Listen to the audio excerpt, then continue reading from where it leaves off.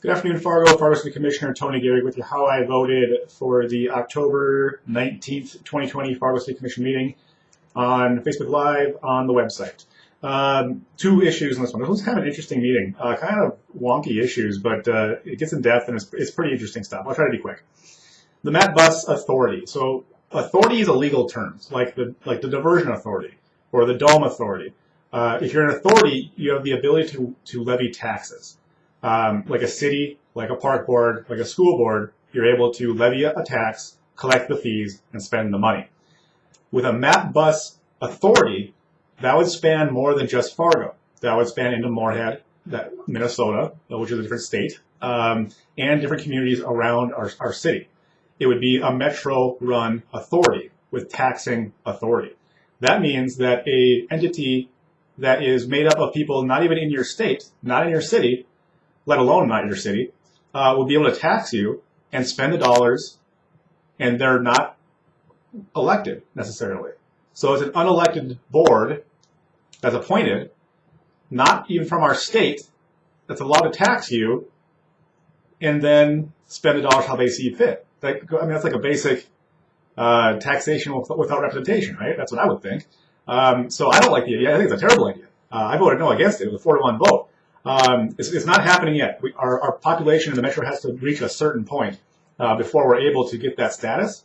And other communities do it around the country. But it's always unique when you have a border city or cities and they're able to tax people who don't even live in their community, in their state.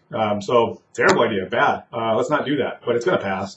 But I just want people to be aware that at some point you're going to be taxed by people in Minnesota. And I don't think that we all agree on how to tax people in North Dakota versus Minnesota.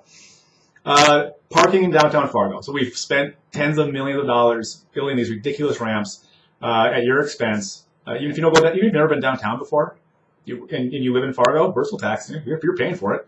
Then we give incentives to the companies that build it. It's a mess. It's a mess, and I always vote no against them. But now they're built. So how do we charge people who actually use them? There's user fees associated with these parking. When you go park there, you have to pay a fee. Except if you're at Roco or the Mercantile.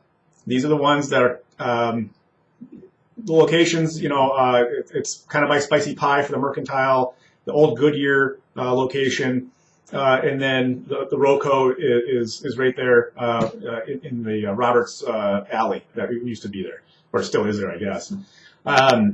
If you go there and you park, the first 2 hours are free. That's good for you, who's doing the parking. And if you work downtown, you utilize that, and it's a great deal for you. And then we put a cap on how much you can spend per day.